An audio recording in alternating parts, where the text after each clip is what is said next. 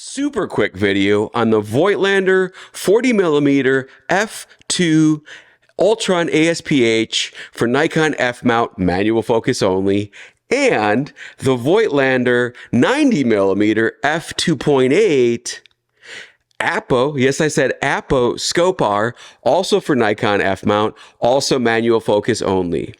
These are the lenses that Nikon should be making for the Nikon Zf and all of its retro cameras. These puppies have a nice scalloped focusing ring, although it does zoom in and out when it focuses. I would prefer that it didn't suck dust like this. It was just all internal, but what are you going to do? Nice clicky aperture rings with the AIS rabbit ears so you can use it on film cameras. There's contacts on the backs of each of these lenses so they can communicate with the DSLRs from Nikon's line. And just overall, these have all the retro vibes of old Nikon lenses, all the build quality. They're all metal. They're nice and heavy, good coatings, it seems, but like pristine, brand new, not, moldy, hazy, musty from the back of the used camera store cabinet, shiny and new. I would say it's very close to Leica build quality, not Leica size necessarily. The 35mm f2 Summicron compared to the 40mm is quite a bit narrower, although it's a little bit taller and a little bit heavier. But then, this is a Canadian lens, but it's still Leica.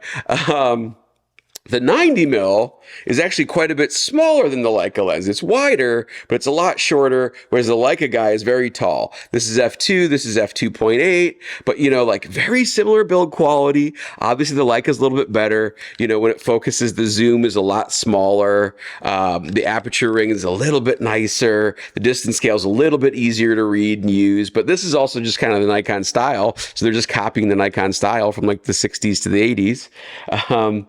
But man, it's got some Leica juice to it, honestly, these lenses. So really the only issue with these lenses is that they're not Z mount, you'd have to put the FTZ adapter on these to use them with the ZF, and that just kind of ruins the whole thing, Oh, by the way, I traded in my orange ZF for a gray one. I think this looks nicer.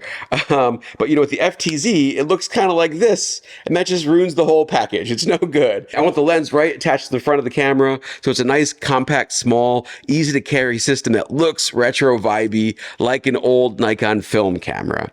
I will say more about this in another video, but I think that's the piece that Nikon is missing, that, they're supposed to be mimicking the film experience. It's not just a retro suit or retro look on the camera. It's supposed to be an actual fully retro film-like experience. Speaking of retro experiences, yep, I copped one of these. So as you can see, I got a Nikon DF with the retro 50mm that came with that camera originally. Size-wise, these lenses are a little bit smaller because they're manual focus. This is an autofocus lens, so it has an autofocus motor in it, but stylistically very similar, but no aperture ring on this. Nikon repeated that mistake, apparently, from the DF to the ZF. That blows my mind. It's got the same slap in the face silver ring that doesn't do anything but looks like an aperture ring. You've got to change the aperture on the front of the camera here with this lens, but it's autofocus. And it's got some retro vibes. It's got a cool distance scale thing. However, unfortunately, I'm a little sad to report that you don't really get to use the aperture ring on the Voigtlander lenses either, however, and that's kind of the issue here. Because this is kind of like, echoing the same thing that Nikon, this is more of a DSLR than a film camera, So instead of having the aperture ring change the aperture, you have to do this thing on this camera where there's a little metal tab. I don't know if you can see that there. You flip it up, you put the lens in here, and then you have to move the aperture ring over enough that there's space to flip this little metal tab back down. And then when you put the lens on, it catches on the lens by these AIS ears. And then you have to put the aperture ring to f22. If you put it to any other aperture, you get an error reading. When you put it to f22, the camera then lets you change the aperture using the dial again, which is fine, I can get used to it, but it's a bummer because this lens has an aperture ring. And to me, that's the whole retro experience, right? It's having the whole exposure triangle here. Aperture, ISO, shutter speed, all at my fingertips so I can change it manually.